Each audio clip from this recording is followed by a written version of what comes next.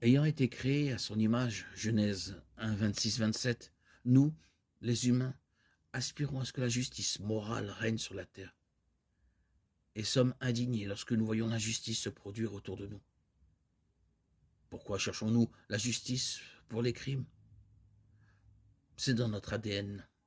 L'indignation du roi David lorsque l'agneau du pauvre fut emporté par l'homme riche résonne en nous, de Samuel 12, 1, 14.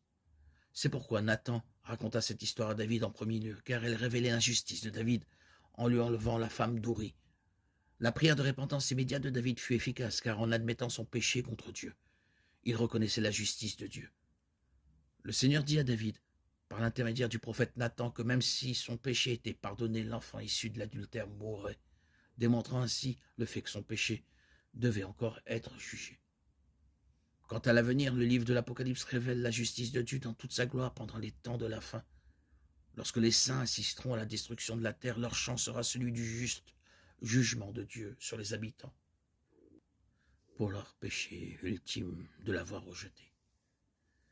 Et comme le dit 2 Pierre 3,13, il nous est promis qu'un jour, lorsque Christ régnera physiquement sur la terre, la justice de Dieu sera enfin pleinement manifestée.